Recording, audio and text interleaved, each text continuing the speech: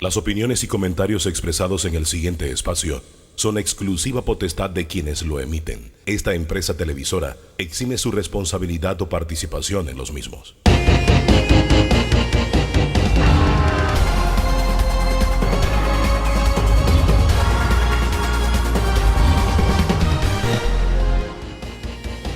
¿Qué tal? Buen día, bienvenido, bienvenida a Debate Abierto, este encuentro dominical que tenemos con el análisis, la opinión, las diferentes corrientes de pensamiento, un acercamiento a la realidad nacional y también internacional. Presta atención a la agenda que hemos preparado para hoy.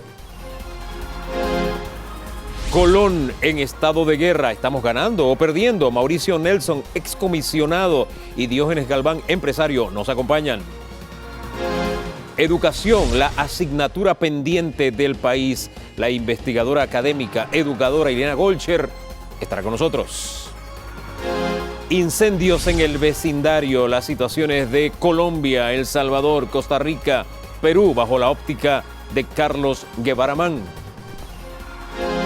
El canal de Panamá y el país, el canal y el comercio marítimo mundial. Estaremos conversando con el administrador del canal, Ricaurte Vázquez. Iniciemos hablando sobre la situación de Colón. Hablamos de guerra en Colón y estoy acompañado de 3 colonenses. A nuestro analista, que está siempre acá con nosotros, se suman 2 colonenses. Mauricio Nelson, comisionado en retiro, fue el último hombre que puso orden en Colón, por decirlo de alguna forma, o por lo menos esa es la referencia que nos dan los colonenses y la referencia periodística que tenemos. Completamente vacunado también, pero protegido. Así es. Bienvenido. Y también nos acompaña otro colonense, él es empresario Diógenes Galván. Bienvenido a los dos. Gracias, Hugo. ¿Cómo describiría usted la situación que atraviesa Colón, señor comisionado? Sí, primero que todo, buenos días. Y definitivamente el tema de Colón sigue siendo cíclico. También tengo que reconocer el esfuerzo que se hace a fin de combatir o pensar que se combate el tema de la criminalidad, porque siempre cuando hablamos de Colón se habla de la criminalidad. Sin embargo, Colón es una de las provincias más ricas, es una provincia de una gente noble y sobre nuestras mejores playas y centros de crecimiento. El enfoque del problema de Colón es urbano, es del casco urbano, es donde se concentra el 80% de los delitos, que es su casco urbano y la periferia del casco urbano. Creo que el tema hoy en Colón siendo cíclico, porque pasa cada vez que hay un cambio de gobierno, porque las políticas públicas en temas de seguridad de Estado no están siendo consistentes y no la estamos midiendo con la imparcialidad que debe ser. Los números que recibimos de Colón son alarmantes. Más de 50 muertos. 4 de cada 10 muertos en violencia se están registrando en Colón. Por eso dijimos guerra en Colón. ¿Es una buena definición decir que estamos en guerra en Colón, en un estado de guerra? Mire, hay un tema delincuencial criminal que tiene sus raíces con las bandas organizadas criminales. En este caso, las pandillas, en donde se han identificado más de 40 pandillas que operan en la provincia de Colón y que muchas son subordinadas a 2 estructuras grandes que en su momento, hace 10 años, se habían identificado y muchas de esas pandillas siguen vigentes. Aquí tenemos que hacer un análisis de que si las operaciones que estamos realizando en manera de inteligencia y en manera de judicialización del delito está siendo eficiente. Pero sin embargo, voy mucho más allá. En el 2010, donde yo tuve la responsabilidad de ejercer la jefatura de Colón, hoy los que están siendo asesinados, los jóvenes que hoy están siendo objeto de esta violencia, en su momento tenían 8 años. Los delincuentes que estaban en su momento, que combatíamos nosotros, algunos, pues, donde al final van a terminar parando, en los cementerios o en las cárceles. Y aquellos que se vieron que ese no era el camino correcto, que buscaron resocialización, que buscaron oportunidades. Y aquí viene el otro enfoque. No hay que negociar con delincuentes, pero hay que brindar la oportunidad al que esté en riesgo social. Entonces yo creo que aquí enfocamos y apuntamos a la prevención y a la educación, que es el camino que tenemos que seguir siguiendo. Usted a todo lo que ha dicho el comisionado asiente y dice, Sí. Sí. aporte algo sobre el tema. Porque es muy sencillo, nosotros estuvimos trabajando juntos como sociedad civil. El excomisionado Nelson era una autoridad que entendía el valor de la gobernanza, que no es cogobernar, sino involucrar a los ciudadanos en el planteamiento para resolver las situaciones. Yo creo que esa es una forma inteligente de liderar, y por eso que las cosas funcionaban, no porque él era el hombre fuerte y porque era el represor, no, sino porque le daba participación a todos los que tenemos algo que decir, que teníamos proyectos en su momento sociales de todo tipo, algunas iglesias. Nosotros teníamos una fundación, Héroes C3, y era un grupo de gente y hacíamos deporte y tal. Nos ayudó a recuperar los espacios públicos, de deporte, de recreación, y comenzamos nosotros entonces a hacer proyectos de atención a la juventud. Fíjese lo que usted dice, él era la autoridad, Sí. había respeto. Había respeto. Lo pongo a la actualidad de las últimas semanas. El ministro ha ido 2 veces. Y las 2 veces que ha ido ha tenido un lenguaje fuerte. La respuesta de la delincuencia ha sido muerte al par de horas. En una ocasión fue 3 horas, el siguiente muerto se dio 4 horas después. ¿Hay respeto por la autoridad o estamos perdiendo esa guerra? Usted mencionó algo de una guerra. Yo creo que la guerra se está declarando por parte del ministro de Seguridad con los grupos delincuenciales. Colón no está sumido en una guerra, porque si no, yo no estuviera en Colón, mi familia no hubiéramos ido al supermercado ayer, no hubiésemos caminado un rato, tuvimos una comunidad indígena, estuvimos en el Bambuley conversando con líderes comunitarios. Entonces no estamos en guerra, la sociedad en su conjunto. Pero, al parecer, desde nuestra lectura, el planteamiento de la máxima autoridad en materia de seguridad sí es confrontacional. Y eso evidentemente va a erosionar la situación de seguridad desde los valores que tienen los grupos delincuenciales. Entonces ahí está la guerra. Ahora, Nosotros estamos en ese fuego cruzado. Esa postura confrontacional y ese fuego cruzado en que se encuentra la mayoría de los colonenses, ¿es el camino correcto? ¿Qué le dice su experiencia? No es el camino correcto. Aquí necesitamos integración. Requerimos definitivamente, tal vez yo tuve la bendición de mi buen Jesús, que cuando llegué las estrellas se alinearon.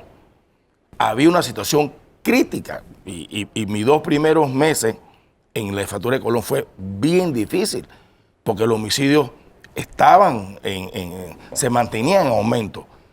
Entonces, cuando usted realiza el estudio pertinente y cambia el concepto operacional basado no en la percepción, sino en datos estadísticos, cuando usted identifica los núcleos delictivos, pero también comienza a ver los espacios públicos que se han ido perdiendo, y comienza usted a alinearse con gente seria, porque aquí hay actores importantes. Yo tuve la gran suerte de que líderes comunitarios, líderes eclesiásticos, pastores de iglesia evangélica, profesionales de esta índole de la sociedad de Colón, la gente que vive en Colón, los que todos los días amanecen y duermen en Colón, comienzan a darte la situación que da, y que uno comienza a desarrollar programas, que también uno tiene que tener la capacidad de que los programas no pueden extenderse mucho en el tiempo, porque tienes que medirlo y pueden ser cambiantes.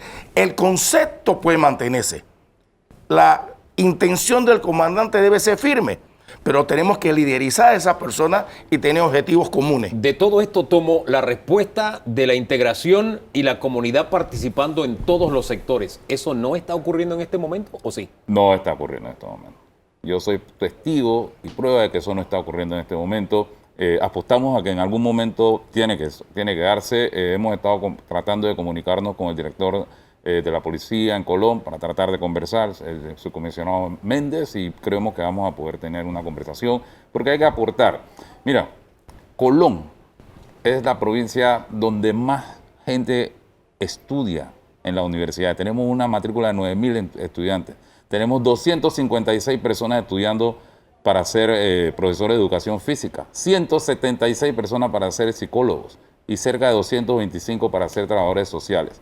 Esa es materia prima para la atención de la sociedad, para fortalecer programas permanentes de atención a la niñez, a la juventud, ese desarrollo, esa atención a los niños que habla Nelson, que después se van a convertir en caldo de cultivo para la ¿Y esa materia prima no está siendo tomado en cuenta? No hay nada pensado con respecto a eso. No nos sentamos en una mesa a entender de que tenemos esa materia prima, que podemos elaborar un proyecto inteligente, un proyecto que funcione en el tiempo y que también le genere valor a estos estudiantes, porque ellos se hacen profesionales a través del trabajo como estudiantes, como personas en el sistema estudiantil universitario. Don Danilo Toro.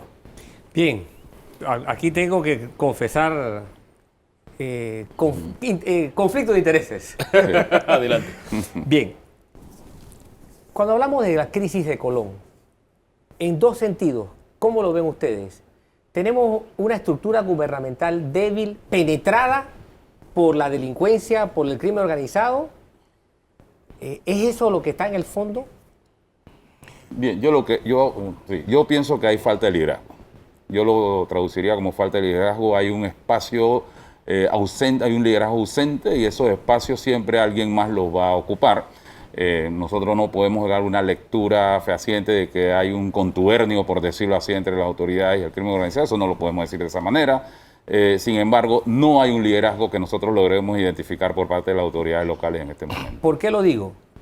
La administración anterior, la del presidente Varela, dijo justo antes de comenzar su periodo que el gran problema de Colón era que las autoridades participaban del crimen organizado. Y lo dijo en dos ocasiones que yo registré. No sé si lo dijo en otras, pero yo registré en dos ocasiones. Así como dijo en varias ocasiones que a mí me impresionaba cómo el presidente dice que en la asamblea, que de la asamblea había actividad del narcotráfico. Y lo dijo en dos ocasiones también. Por eso lo señalo concretamente. Y por eso lo digo, porque fue una denuncia que hizo el candidato Varela y que cuando llega a la gestión presidencial no vi que lo abordó más. Y también quisiera saber, usted tocó un tema hace un poquito, de manejo de información. ¿Qué pasa con la inteligencia policial en Colón? ¿Está actualizada? ¿Hay inteligencia o policial que esté por delante de la actividad criminal? Mire, yo creo que la inteligencia policial se está dando manifiesta con las incautaciones grandes que tenemos de droga. Se ha aumentado, en lo que va en estos 4 meses, aumentó la capacidad de incautación de droga que se dieron en años anteriores. Igualmente tengo información de que las operaciones contra el microtráfico, porque al final también creo que tenemos que seguir apuntando en ese trabajo de calle contra el microtráfico, contra esa convivencia pacífica en la comunidad. Sin embargo, claro que debe haber mayor beligerancia de las autoridades, de los gobiernos locales. O sea, el gobierno local juega un papel muy importante en lo que se basa en la convivencia social. La inteligencia policial tiene que también enfocada a la judicialización. Entonces, tendremos que revisar los modelos que tenemos hoy, teniendo que hace 10 años teníamos el sistema inquisitivo. Hoy el sistema penal acusatorio, en su desarrollo, tenemos que ver si debemos adecuar algunas prácticas a fin de agilizar y poder tener mayor certeza y serenidad en investigaciones. ¿Dónde podríamos adecuar el SPA? En el día a día, lo que nos dice el colonense es, se señala a alguien, se atrapa a alguien, a las 2 horas está en la calle. ¿Se refiere a eso específicamente? Específicamente nosotros tenemos que fortalecer nuestro Ministerio Público. Tenemos que seguir dando los recursos a fiscales, a jueces, a ese ente investigativo, a fin de que los infractores, los delincuentes puedan ser judicializados y que haya un proceso justo. Pero también no podemos descuidarnos al que yo digo, el que está frío. A los jóvenes, siempre que estamos en estos debates, estamos enfocados el que delinque, el que está fuera de la ley, el que ha hecho su modo de vida el crimen. Eso ya sabemos la receta para todo ello. Pero ¿qué pasa con el joven que tiene aspiración de estudio? a esos jóvenes que están en su casa secuestrados por un sistema que no lo visualiza, no lo ve. Porque él no da problema. Entonces, yo creo que tenemos que ser equitativos, coherentes, trabajar, repito, aquí no hay una balita mágica. Es todos los días, dice mejora continua, hay que seguir paso a paso con temas retadores, evaluando y dándole seguimiento a las acciones. Ahora, no hemos traído dos colonenses por casualidad, sino porque Panamá es un país regionalista, cada zona tiene su propia idiosincrasia y Colón es muy especial. La pregunta es, ¿las soluciones de Colón pueden ser importadas o deben ser producto del propio colonense?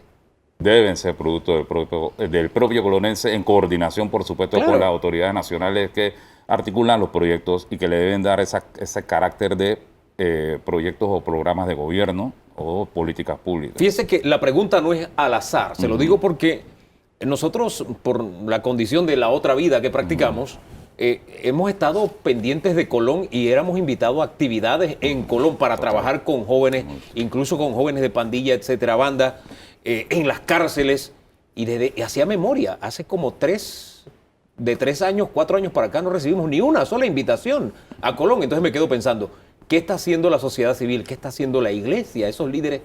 ¿En qué están? ¿Dónde ha estado el papel protagónico de esos sectores? ¿Qué están haciendo? Sí, yo creo que siempre las autoridades tienen que articular este tipo de iniciativas. Mira, hace un momento hablábamos que si las autoridades locales tienen algo que ver o algún tipo de vínculo con la situación de irregularidad que está pasando en materia de criminología, eso no lo podemos asegurar, eso no lo podemos saber, pero algo sí podemos decir. La inacción promueve complicidad. Yo estuve ayer en el Bamboo Lane, calle 13, área sabrosa, como le llamamos nosotros. Estaba René Renegado, tiene más de 5 años trabajando él solo con las uñas, con 50 niños de 5 años, enseñándole a jugar baloncesto. Y me dice, no, yo construí yo mismo hice la cancha, yo conseguí para poner la red del baloncesto, todo, el bacán. Entonces tú te das cuenta y yo le digo, ¿dónde están las autoridades? No están. Cuando las autoridades desatienden la iniciativa de ciudadanos comprometidos por su propia vocación hacia la atención del desarrollo humano, son cómplices de todo lo negativo que ocurre, porque el ciudadano se agota, se cansa, no tiene los recursos, se debilita, y esos niños son los que el señor Nelson hoy dice que hace 10 años tenían 7, 8 años. Entonces eso es una especie de complicidad, porque no cumplen con su responsabilidad de actuar en apoyo a este tipo de iniciativas ciudadanas. Entonces la respuesta a la pregunta que le hice, ¿dónde está la iglesia y los grupos de sociedad civil? Es que están cansados. Eso no la agotamiento. Yo considero que no se ha articulado por parte de las iglesias la participación de grupos. Yo también creo que algunos de estos grupos han perdido un poco de confianza por parte de la población. Creo que ahí tenemos que mencionarlo. Hay algunas organizaciones de estas que han asumido un protagonismo errado en lo que es la solución o la atención de los problemas, y entonces han perdido confianza inclusive de la misma población. Por eso es que hay que revisar siempre cuando vamos a pedir ayuda de las organizaciones, llámense iglesias, organizaciones civiles, cuál es su background. ¿Quiénes son los que están ahí? ¿Qué han hecho? ¿Cómo lo han hecho? Para poder entonces invitarlos a participar. Rendición de cuentas y transparencia es válido para todas las organizaciones, incluidas las iglesias. Incluidas las iglesias. Eso es importante. Están compuestas por seres humanos. Por seres humanos. Y somos falibles. Ahora, usted utilizó una receta hace 10 años. Como usted decía, pues la sangre estaba corriendo en Colón cuando usted llegó. Pero hay algo que me asombra. Cuando usted habla en Colón de usted, comisionado, uno siente el respeto, cambia la actitud, dice, ese es el hombre. ¿Esa receta es válida actualmente? ¿Hay que aplicar una nueva receta? Y supongo que además de usted tiene que haber otros colonenses ante quienes todos se quiten el sombrero, incluso los pandilleros, las bandas. Claro, repito, Colón tiene líderes admirables. Yo, aparte de Diógenes, tengo a mi buen amigo Gilberto Toro, cuando llega donde mí, con programas, con temas serios.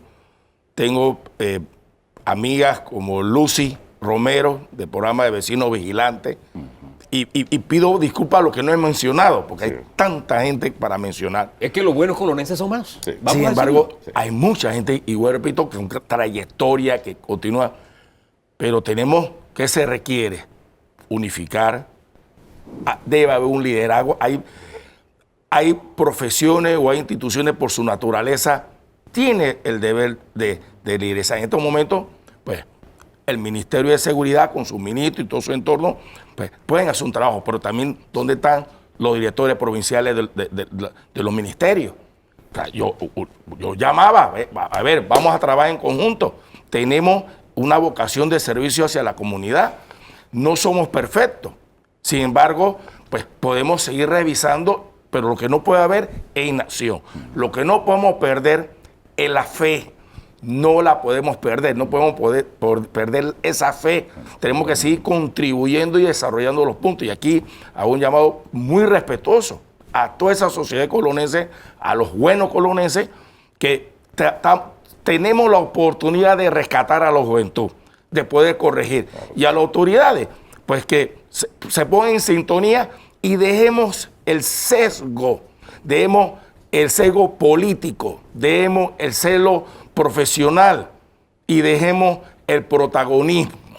¿Es parte de lo que está ocurriendo, el celo político, el protagonismo, lo que está de alguna forma afectando también la situación actual de Colón? Por supuesto que sí, yo creo que es una cultura insana del manejo de la política dentro de la responsabilidad de gobernar, y eso es evidente, ¿no?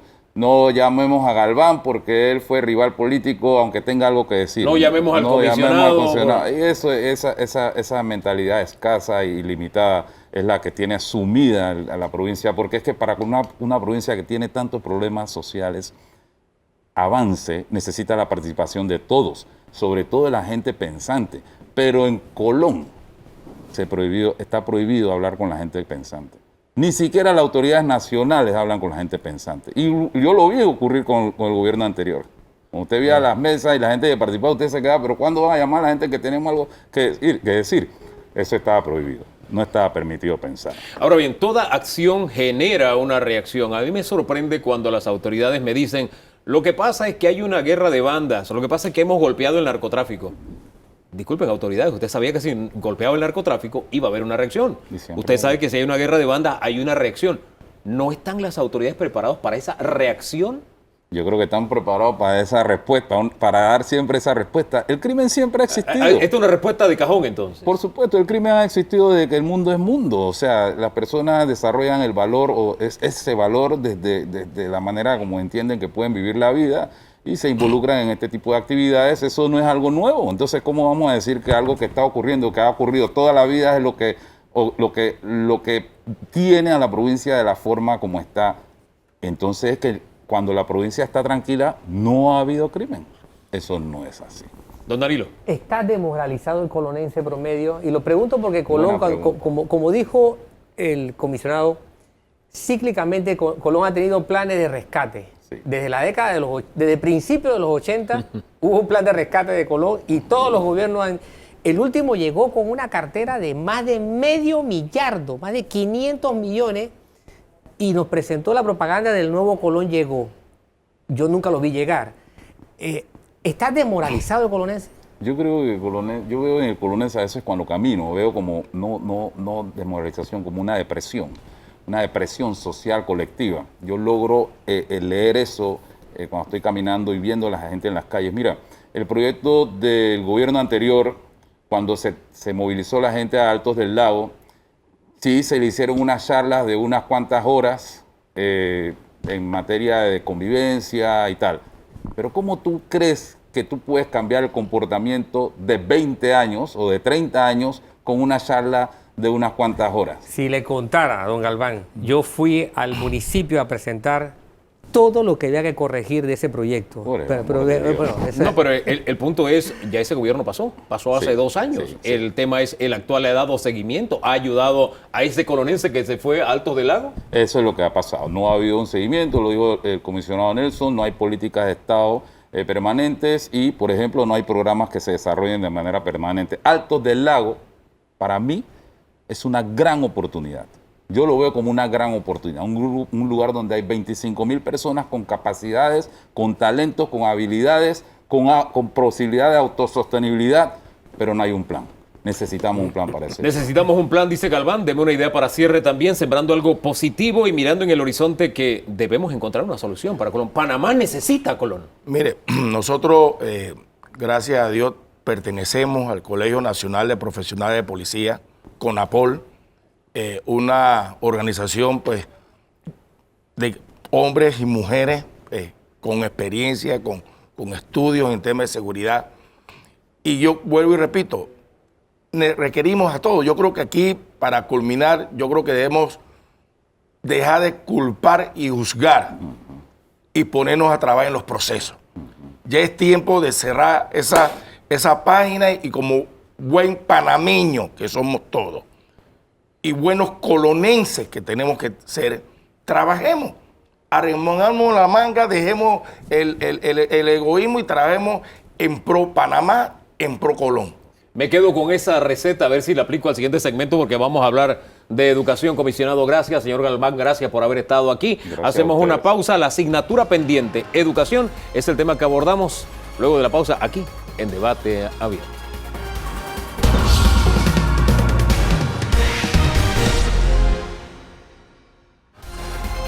Educación, la asignatura pendiente del país, es el tema que abordamos en este bloque. Nos acompaña la profesora Iliana Golcher. Bienvenida. Gracias, qué bueno seguir dialogando sobre educación, ese tema que me sigue apasionando y preocupando también. Profesora, bienvenida al club. Yo fui alumno suyo de técnica de investigación. Utilicemos el tema deductivo, vamos de lo general a lo particular. ¿Qué radiografía tiene usted? ¿Cómo define a la educación en el momento en que se encuentra hoy? Bueno, es una situación bastante crítica, ¿no? Bastante crítica porque la situación que se dio el año pasado como resultado de la pandemia dejó a la educación prácticamente a la intemperie, porque tan solo el 50% de los contenidos de todos los programas de estudio, desde preescolar a educación superior, solamente se pudieron impartir el 50%. ¿Por qué razones? Sencillo, pues no están habilitados ni los talleres, ni los laboratorios, ni los gimnasios, ni las aulas especiales para que se puedan dar. Entonces el profesor se vio limitado a solamente dar el contenido teórico, no el práctico que se requiere. Así que hay una diferencia que va a marcar a este país para toda la vida, porque clase que no se imparte, clase que se pierde. O sea, ahí quedó un vacío muy grande. Profesora, hace unas semanas decíamos que en política nunca se toca fondo. Así es. Pero en educación parecía que habíamos tocado fondo, pero hemos encontrado un nuevo fondo, profesora. Esto es grave. Sí, efectivamente hay problemas estructurales y problemas coyunturales. Los estructurales son los que nos colocan estadísticamente ante el mundo como un país muy desigual, de extrema pobreza, y hay problemas que a mi juicio, de esos estructurales, que el gobierno pudiera hacerle frente mediante algún mecanismo de mayor acceso al agua, el tema de las vacunas para todos que se está solicitando, la conectividad, pero hay otros que a mi juicio no pueden solucionarse de una manera inmediata. Me refiero a la situación de las comarcas y a la situación de las áreas rurales. El gobierno no está en posibilidades de hacerle frente a eso ni al final de este año ni en mucho tiempo. En este encuentro, así para sincerarnos de nuestra realidad, vamos a ir por parte. El tema de lo que puede hacer el gobierno en este momento o las autoridades y qué no puede hacer. Un paso, se llama a clases presenciales, 6 provincias, 2 comarcas, 100 planteles a nivel nacional. ¿Ese camino es el correcto? Sí, pero hay muchas deficiencias en este sentido. Yo he leído y he revisado casi el 95% de las guías de educación básica general, premedia y media, y hay una deficiencia muy grave y que va a repercutir y que todavía se puede estar en ciertas posibilidades de hacerle frente. ¿A qué me refiero? Y es un problema curricular, porque hasta ahora el asunto se ha limitado a que, bueno, que si tal colegio no puede ir porque no tiene agua, no tiene luz, no tiene vacuna, pero el asunto va mucho más allá. En estas guías, que hay que valorarlas porque es un esfuerzo, todas estas guías, ¿verdad?, de premedia, etcétera, no se establecen, fíjese, vamos a un periodo de semipresencialidad y presencialidad. Pero ¿cómo decide el profesor qué contenidos deben darse por nivel presencial, porque hay los laboratorios habilitados, y cuáles, porque son contenidos de menor complejidad, son semipresenciales? ¿Y cuáles deben ser presenciales obligatoriamente y no crear un caos en todos los colegios bueno, unos están dando esto y otros lo otro? Entonces, sí, aquí en esta guía yo no veo esa orientación que deben decir. Yo estaba viendo los contenidos de matemáticas, lo revisé con una profesora especialista en la materia, y realmente entonces no podemos dejar al arbitrio de cada profesor, bueno, yo este tema lo voy a dar presencial, que vengan aquí a la clase porque necesito explicarlo, necesito ir al taller, ¿me explico? Y hay otros que son semipresenciales, que los puedo impartir desde mi casa. ¿El remedio entonces no puede resultar más caro que la enfermedad, profesora? Por supuesto, porque esto lo que va a crear es una anarquía. Cada profesor entonces se imagina, y eso no puede ser así. Ahora, hay un detalle, cuando las autoridades tratan de ejercer control, yo siento que hay como una lucha de poder con los gremios. Sí. No es un escenario fácil, profesora. ¿Cuál sería la salida? Sí, efectivamente. Históricamente los gremios en Panamá, de los cuales solamente cerca del 20, creo que el 25% de ellos están agremiados, los otros parecieran silenciosos, ¿verdad? No dicen, no opinan muy poco, están muy temerosos, pero yo creo históricamente, porque este país entró en un quiebre académico a partir de hace 41 años, en 1979. Yo tengo en mi poder 21 informes de educación de lo que ha significado el no hacer en educación, ¿verdad? Entonces, ha sido muy caro estar esperando ponernos de acuerdo en un consenso sobre qué hacer en educación. Y hubo una ocasión en que casi se logra un documento, una cita con la esperanza, muy bueno por cierto, pero no se logró ese consenso porque llega otro ministro y dice, ¿sabe qué? Siempre no, o mejor pospongámoslo. Entonces, mientras sigamos con esa actitud, no vamos a llegar a ningún lado. Hay problemas muy serios en educación, muy serios, y yo creo que los gremios, los padres de familia, porque es un sector muy complejo, ¿no? El sistema educativo, sí, deben de alguna manera transar, porque yo soy de las que creo que hay que regresar al salón, a las aulas de clase, porque las clases se han estado dando, ¿no? A distancia, pero se han estado impartiendo. Entonces yo sí, Ileana Golcher, pienso que hay que regresar a las aulas, porque si no, esto va a crear un descalabro a largo plazo. 2 años este país no aguanta sin la presencia de ese profesor en la aula. Nadie lo puede sustituir, ni la mejor clase por la televisión. Ahora, ¿usted ve el ánimo, por lo menos en los dirigentes gremiales, de que se regrese a clases? Se lo pregunto así, porque hace unos días le preguntaba a un dirigente gremial, ¿ustedes quieren o no quieren regresar a dar clases presenciales? ¿Quieren ir a trabajar o no? Porque cuando me ponen como requisito que se vacune a todos los estudiantes, yo me digo, esa es una forma de decir yo no quiero ir a clases. Porque solamente un país en el mundo está en este momento vacunando a jóvenes de 12 años hacia arriba. Por eso le pregunto, ¿usted ve el ánimo en los dirigentes gremiales de regresar a las aulas de clases? Bueno, habría que decir que son dirigentes gremiales y los profesores, claro, los que son dos mundos distintos. ¿Ah? Son dos mundos distintos, la dirigencia y los profesores. Así es. De alguna manera yo diría que sí, debo reconocerlo porque nada me conduce a pensar de una forma diferente. Entonces yo creo que ellos están pidiendo condiciones que de alguna manera se podrían resolver si el Estado definitivamente invierte con prioridad. Dinero haya. El sector que más recibe dinero, he identificado 5 fuentes de financiamiento, además de un presupuesto de 2.000 millones de balboas, todo el financiamiento de los organismos internacionales, el FESE, que le permite que cada profesor compre, y todo el apoyo de los padres de familia. O sea, ¿cuáles serían esas 5 áreas de fuentes de financiamiento? Ajá, ¿cuáles serían? La repito, es el presupuesto del Estado, sí, que es muy alto en educación, el más alto. Segundo, todo lo que el Fondo de Equidad y Calidad de la Educación, que le permite que cada colegio pueda... El FESE. Dinámica. Sí, segunda. Tercero, todos todos los fondos provenientes de los programas de responsabilidad social empresarial, que es algo impresionante, donde las empresas donan de todo, hay hasta millones invertidos. Llevamos 3. La cuarta sería todos los fondos provenientes de los organismos internacionales que prestan, donan, financian, asesoran, le ponen al experto que usted quiera, van 4. Y la quinta es todo lo que los padres de familia y los medios de comunicación. ¿Cuánto le cuesta al medio de comunicación estar dando esas clases a través de la radio y la televisión? Entonces son 5 fuentes de financiamiento. Sin embargo, yo no veo una estructura dentro del Ministerio de Educación, como no han creado una Dirección Nacional de Educación a Distancia al día de hoy, lo cual a mi juicio es grave. Yo invitaría a que vieran el programa Ceibal de Uruguay. Yo lo coloqué en mi Twitter.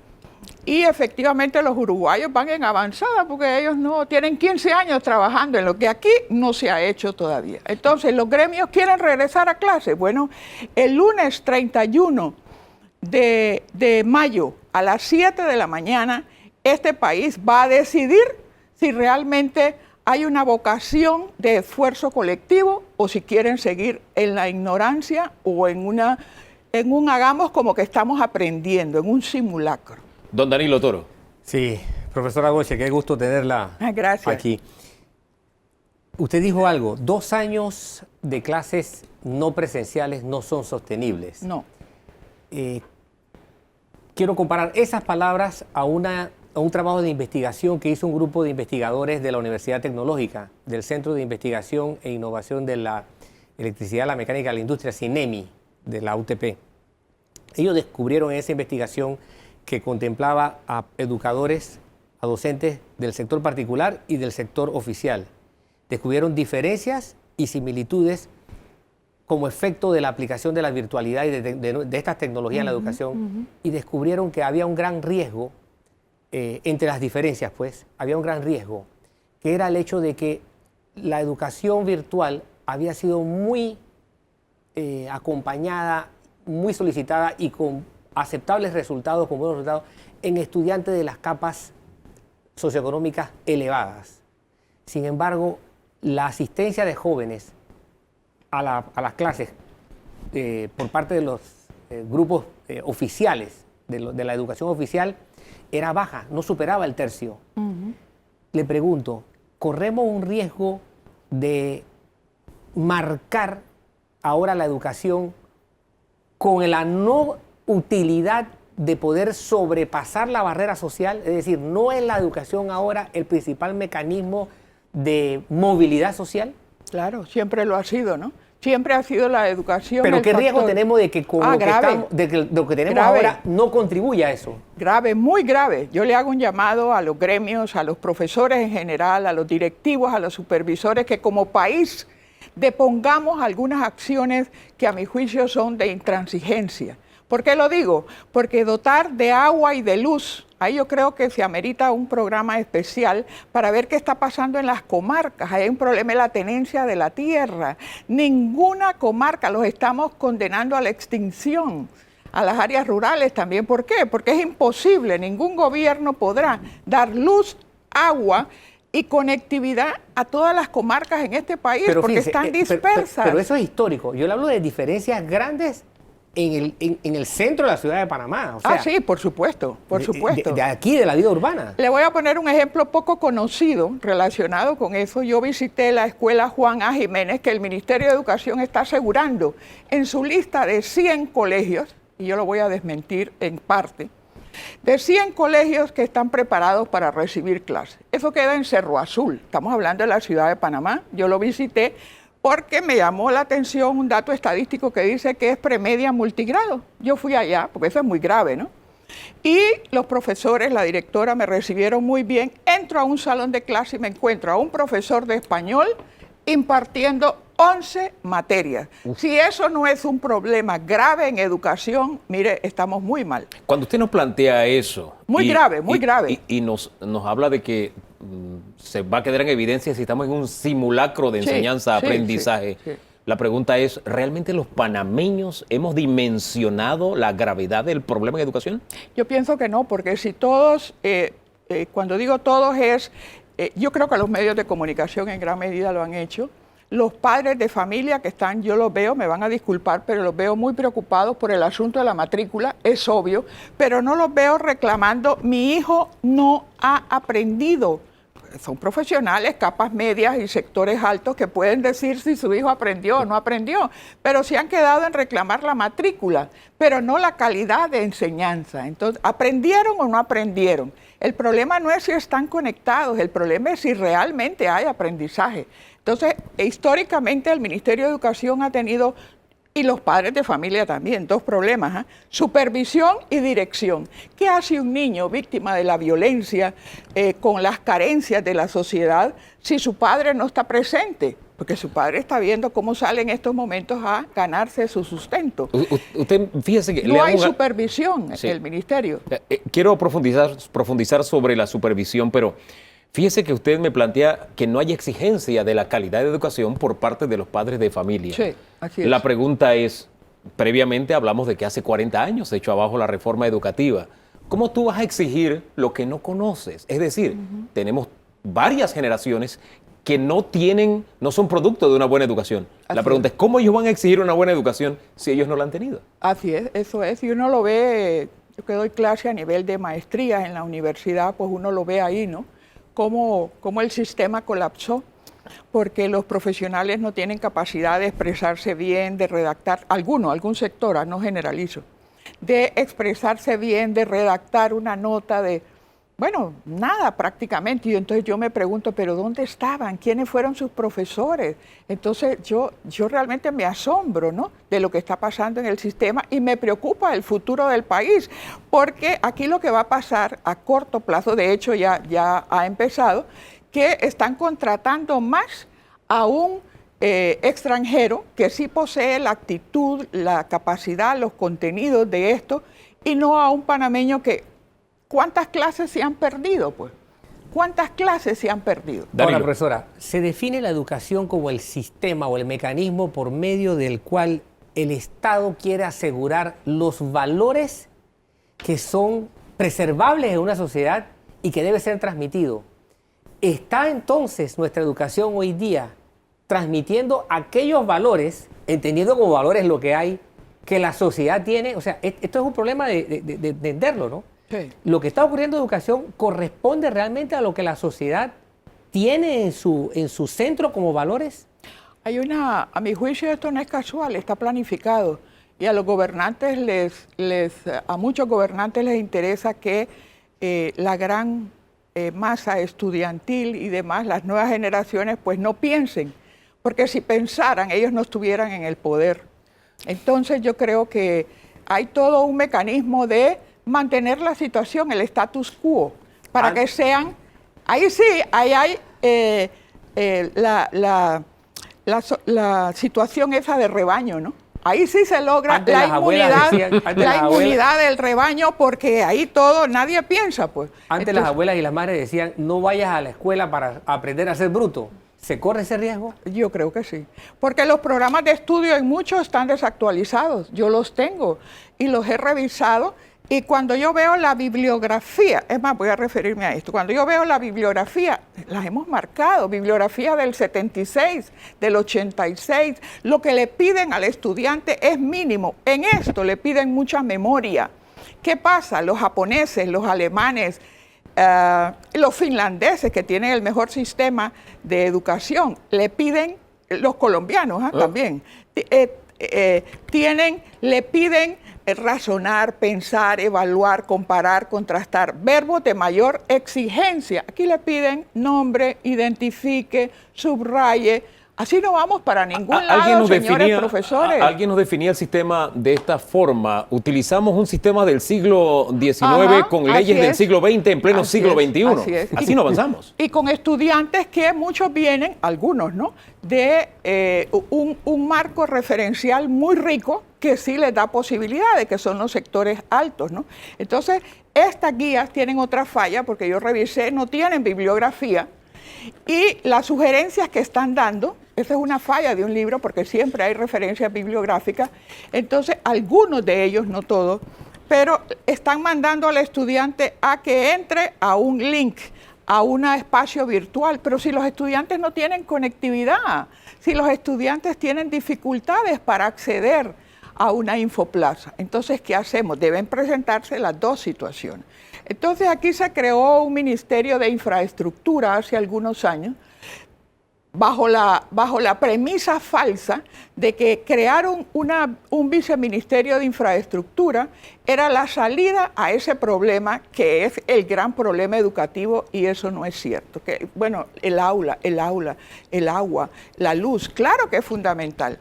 Pero bueno, aquí ha dicho el señor viceministro de Infraestructura, a quien yo le dije una pregunta incómoda para el viceministro.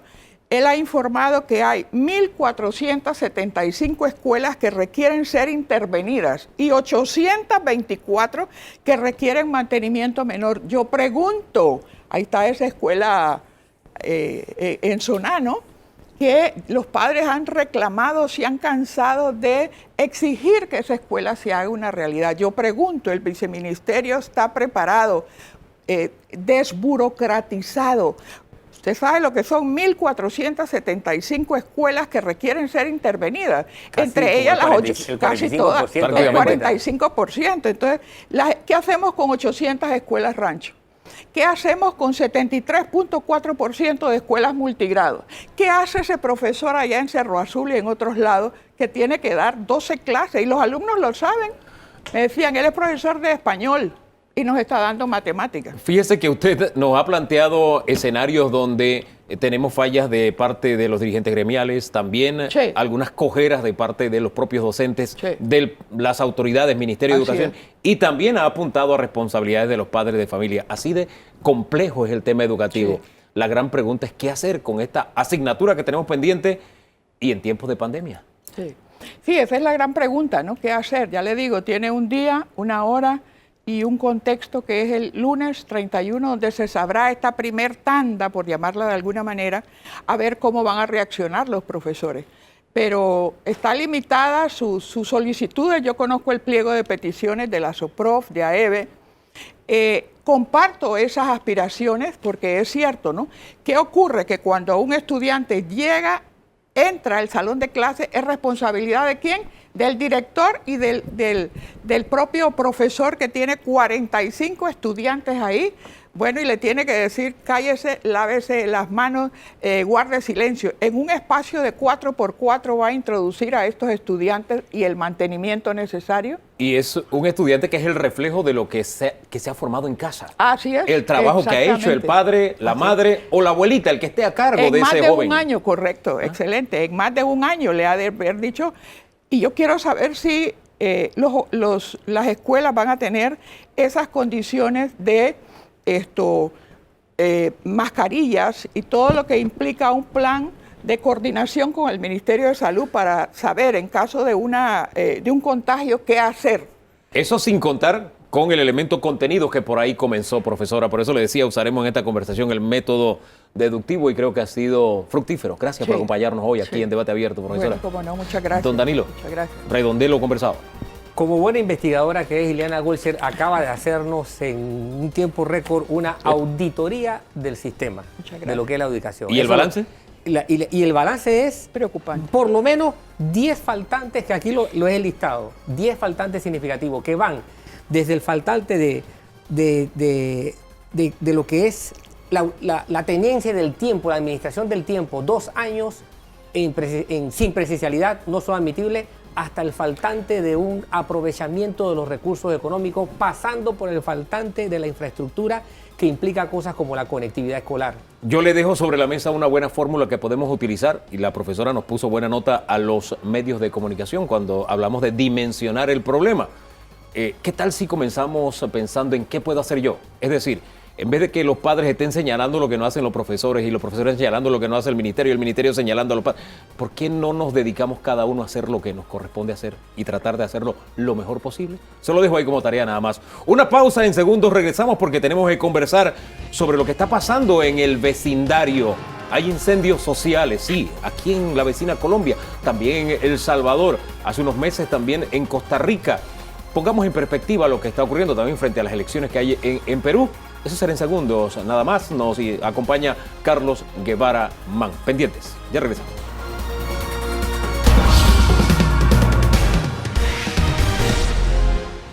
Hay señales de alarma en el vecindario Arde Colombia, una situación difícil en Perú, Costa Rica con sus dificultades, El Salvador. Bueno, vamos a poner un poco en perspectiva todo esto y de alguna forma tratar de reflejarlo en Panamá. El politólogo Carlos Guevara Mann nos acompaña. Bienvenido. Muy buenos días.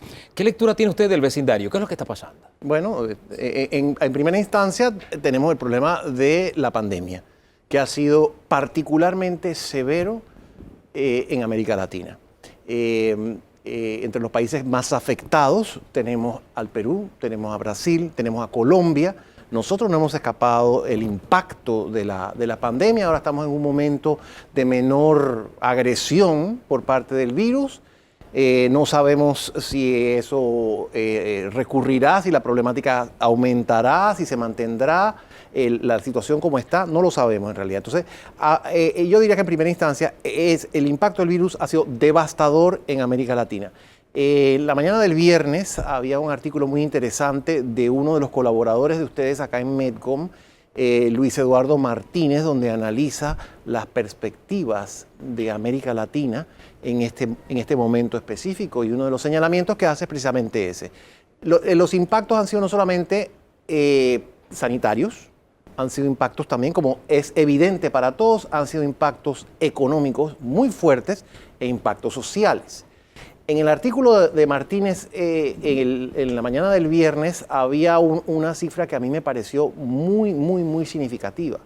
La relación deuda-Producto Interno Bruto de América Latina se sitúa en 77%. La nuestra se situó a finales del año pasado en 70%. Estamos allí, cerca de... Estamos cerca del promedio, de América Latina, según el cálculo que hace Martínez. ¿Qué quiere decir eso? Eso quiere decir que para América Latina en general, de cada dólar que se produce, se deben 77 centavos a los acreedores. Mire, esa referencia nos sirve para entrar en el caso Colombia, porque la reforma tributaria que presenta Colombia, que tiene un nombre muy sui generis, ¿no? Es Plan Solidario Nacional, creo que por ahí iba el asunto. Esta propuesta lo que buscaba era que de alguna forma la economía se mantuviera a flote, porque dicen hay áreas donde nos quedan recursos solo para 2 meses. Pero desaparece la reforma y sigue el descontento y sigue la violencia en las calles. Su lectura de Colombia. Bueno, es que hay que verlo a varios niveles. En primer lugar, la pandemia, como veníamos diciendo, ha causado una situación fiscal, específicamente fiscal, pero además económica y además social muy fuerte. ¿De dónde van a sacar recursos los países para enfrentar el pago de la deuda? Y además toda la otra serie de compromisos que existen normalmente. Eso en primer lugar. En segundo lugar, esa crisis, porque es verdaderamente una crisis fiscal y una crisis económica, ocurre en un contexto de sistemas políticos degradados, de corrupción, sistemas políticos minados por la corrupción, sistemas políticos que sufren el asedio de la baja institucionalidad, crisis de representatividad, y todo esto suena muy etéreo, pero lo vivimos nosotros también. Las estructuras políticas no representan a los ciudadanos, no logran recoger las aspiraciones, las exigencias, las demandas ciudadanas. Los partidos políticos son un chiste en la región generalmente, quizá con algunas excepciones en algunos países, pero ciertamente lo es en este país y en otros también, que sería el caso de Colombia. Entonces tenemos, como dije, la crisis fiscal, la crisis política, que no es una cosa que empezó ahora, es algo que viene de hace mucho tiempo, que se viene acentuando y agravando, y que la pandemia ha acentuado. Y tenemos situaciones estructurales bastante delicadas y de bastante consideración. Grandes niveles de pobreza, altos niveles de pobreza, altos niveles de exclusión. Todo lo cual viene configurando un sentimiento de frustración bastante generalizado en la población. Ese temperamento que vemos aquí en Panamá, donde hay grandes niveles de frustración en todos los sectores sociales, también lo vemos en otros países y ciertamente lo vemos en Colombia. Así es que yo diría que la situación en Colombia debe verse de esa manera, de una manera integral y más amplia. Hay otras consideraciones que también son importantes y tienen que ver con la tradición de violencia y la presencia del extremismo en Colombia, que eso también habría que tomarlo en consideración. ¿Del extremismo en los sectores que están protestando o también el extremismo en el ejercicio del poder? Yo diría que el extremismo en general, porque existe esta tradición de violencia en Colombia que no podemos nunca dejar de lado cuando analizamos la situación política de ese país. Una tradición de violencia que se remonta a las guerras de independencia. Fíjese que le pregunto el extremismo en el poder porque si bien es cierto, vemos violentos, como ellos mismos le llaman en las calles, vemos una reacción fuerte de estructuras heredadas de la guerra tratando de poner orden. Ese choque ha traído más violencia. Sí. ¿Cuál sería la salida para Colombia en este momento? ¿Cuál será? Bueno, es un asunto complejo y un asunto delicado. Yo pensaría que el presidente Duque, para mantener un mínimo de estabilidad en su gobierno y de estabilidad en el país, debería iniciar un diálogo. Y vuelvo un instante nada más que al punto del extremismo, porque es muy importante la observación. Hay extremismo tanto en la derecha y en los sectores afiliados al gobierno como extremismo de la izquierda. Recordemos que Colombia tiene la tradición guerrillera más antigua de América. Eso no lo podemos dejar de lado. Y eso de que se han desmovilizado, eso es una verdad a medias. ¿Estamos viendo un nuevo escenario entonces de la guerrilla y del enfrentamiento ideológico? Bueno, yo pienso que ellos están activos. Yo no creo que ellos están desactivados. Y ciertamente reciben también apoyo de Venezuela, de la dictadura venezolana. ¿Está eso no cabe duda. presente Venezuela en Colombia? Bueno, para comenzar, hay cerca de casi 2 millones de venezolanos en Colombia, ¿no?, que han sido desplazados por el conflicto de su país. Entonces, si usted me pregunta, ¿está presente Venezuela en Colombia? No cabe la menor duda. Además de eso... Me refiero como un actor político dentro de lo que se está viviendo en este momento. Yo eso no se lo podría decir a ciencia cierta, pero yo pienso, y por los informes que he visto, no cabe la menor duda de que hay infiltración. O sea, el régimen venezolano quiere pasarle una factura a Colombia. De eso no cabe la menor duda, porque Colombia ha sido el país que más firmemente ha rechazado a la narcodictadura venezolana. Entonces, ese es otro factor que viene a complicar. Yo no considero que las protestas son mayormente manufacturadas o que son mayormente orquestadas por estos sectores extremistas, pero sí pienso que están pescando en río revuelto. Don Danilo. Interesantísimo, doctor, lo que usted plantea. Ahora bien, a la arquitectura del planteamiento que lleva el gobierno de Duque, que responsabiliza al narcotráfico, a la guerrilla, a la influencia de Maduro, a los disidentes de la guerrilla, de lo que está ocurriendo, también hay que cotejarle la historia. Y la historia es que las causas de todo esto siguen tan vivas como hace 50 años, como bien usted lo apuntó. O sea, las causas de los conflictos y las causas de las tensiones políticas están allí aparentemente intactas. Y además, a la inversa, Venezuela tuvo 3 millones de colombianos durante muchos años. Muy cierto. ¿Y qué ocurrió aquí? Entonces, yo tengo que preguntarle algo. ¿Están los gobiernos conectados a sus pueblos realmente? Porque yo veía las transmisiones diarias del presidente Duque y yo tengo que serle sincero. Yo veía a un personaje tan desligado de la realidad que él tenía que pisar que yo decía, a este hombre le va a explotar cualquier cosa en cualquier momento. Y luego voy a pasar a otro país de América Latina. Pero ¿lo ve usted así como yo o siente que yo estoy desviado? Mi percepción no es esa. No hay un gobierno tan distante que está pagando el precio de esa distancia hoy día. Bueno, comenzamos hablando de la crisis política y un subsegmento de esa crisis que es la crisis de representación. Y yo creo que eso atañe directamente a lo que señala usted. La crisis de representación, la representación política, ¿qué función cumple? Precisamente la que usted señala, la de conectar a la ciudadanía con sus gobernantes. Y en tanto las instituciones de representación no funcionen, que son los partidos políticos, que son que es el Congreso, en el caso de Colombia, aquí sería la Asamblea Nacional, pero en el caso de ellos es el Congreso. Estas instituciones no funcionan, no ejercen esa representación. Evidentemente que hay una desconexión. Ahora, el presidente Duque a mí me ha llamado siempre la atención como un individuo, en primer lugar, que tiene se presenta bien, que tiene un buen discurso, que tiene una buena dialéctica, que es un hombre culto, conocedor de la historia, pero se le señala de tener poco manejo político, un manejo político inadecuado. Otras cosas que hay que tomar en consideración para analizar el liderazgo o falta de liderazgo de Duque es que él entra al poder como un delfín de Uribe. Pero, sin embargo, en el ejercicio de la presidencia, deja insatisfechos a los sectores más adictos y mayormente partidarios de Uribe porque no alcanza a implementar toda la agenda de la derecha. Eso por un lado, ¿no? Entonces, recordemos que él entra en un momento en que el plan de paz se comienza a ejecutar.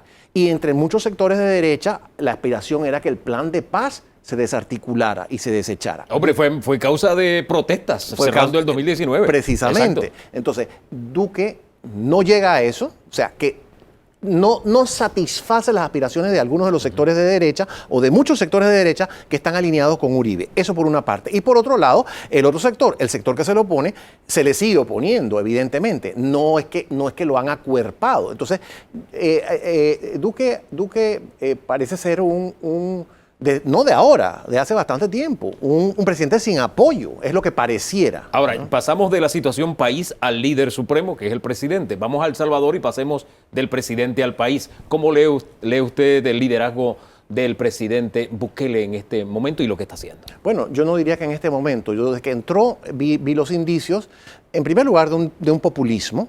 Un populismo es un estilo político, es una estrategia política, no necesariamente o de izquierda o de derecha, sencillamente es un estilo de hacer política, un estilo de hacer política que se basa en un personalismo extremo, lo cual implica una concentración de poder en el individuo. El personalismo implica eso. Eso por un lado, y por otro lado implica la satanización del oponente. O sea, no tenemos adversarios, lo que tenemos son enemigos, y no son enemigos, sino que son enemigos a muerte. Entonces, ese es el discurso populista, esa es la actitud populista, ese es el estilo populista. Y desde el principio Bukele ha aplicado ese libreto. A mí no me sorprendió lo que hizo. Ahora, a nadie le interesa que me sorprenda a mí o que no sorprenda. Lo interesante es, como ha preguntado usted, ¿cuál es la lectura? Bueno, es un paso más hacia el establecimiento de un sistema autoritario, de lo que llamamos en la ciencia política autocracias electorales. ¿Cómo se caracterizan o cómo se configuran estas autocracias electorales? Bueno, son sistemas o son regímenes que tienen elecciones y tienen elecciones puntualmente. Pero quien ejerce el poder lo ejerce de una manera autocrática, y aquí, sin controles, sin balance de poder, sin equilibrio. Y a eso es a lo que se está orientando El Salvador bajo el liderazgo populista de Bukele. ¿Larga vida a la autocracia en El Salvador o esto tiene sus días contados? Porque tiene una base popular bastante amplia, Bukele. Tiene una base popular muy amplia y eso suele ser una característica de los populistas. Exacto, que arrancan con mucha base popular. Recordemos a Chávez en Venezuela, recordemos a Correa. Chávez es el mejor ejemplo de eso. Un gran apoyo popular. Chávez, Kirchner. El de Ecuador, Correa. Evo Morales en Bolivia, todos estos que arrancan con un discurso populista. El caso paradigmático es el de Hugo Chávez. Por eso le decía, ¿larga vida o estamos hablando de un proceso? Depende. He visto en El Salvador mucha repulsa internacional, que es cosa que me llama la atención. El espectáculo que protagonizó Bukele el otro día de hacerle una encerrona al cuerpo diplomático, creo que ha sido muy desventajoso para él. Me parece que literalmente fue una encerrona y eso no se hace. En la que no participó, no cayó los Estados Unidos a propósito. El gran invitado ausente. Ahora bien, la conversa sabrosa, pero se nos acabó el tiempo. La gran enseñanza es, ¿algo de estas dos lecciones se puede extrapolar a Panamá, ya que solo hablamos de Colombia y El Salvador? Muchas lecciones se pueden extrapolar a Panamá. En primer lugar, la crisis fiscal es un asunto muy delicado. En este gobierno no se ha manejado la fiscalidad de una forma responsable.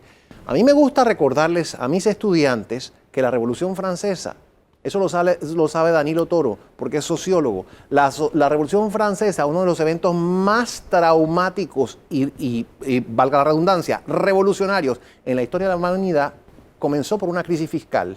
Así es. No nos olvidemos de eso. Financiaron la Revolución Norteamericana y se quedaron sin dinero, en primer lugar. En segundo lugar, la crisis de representación. Nosotros tenemos en Panamá esta crisis que abarca otros países, también la tenemos en Panamá. Aquí los partidos no representan, los diputados no representan, los concejales o representantes no representan. Entonces, la frustración popular va en aumento por toda esta problemática tan grande que se ha generado a partir de la pandemia y no hay válvulas de escape. Nosotros no somos inmunes a este tipo de problemas. ¿No deja usted mucho material para reflexionar? Sí, don Danilo. Y se nos quedó un puntito, lo que yo llamo la elección entre lo terrible y lo peor, Perú. Uy. Bueno, ya lo había dicho antes Vargas Llosa, que se refirió a una elección anterior, entre una elección entre el SIDA y el cáncer. Esta sí que es una elección entre el SIDA y el cáncer. Dejemos las cosas hasta ahí porque el tiempo se nos acabó. Gracias, le decía, nos deja mucho material para reflexionar. Profesor, que tenga buen día. Gracias a ustedes también. Nosotros hacemos una pausa y de regreso el administrador del canal, Ricardo Vázquez, en exclusiva, a través de Debate Abierto. Siga con nosotros.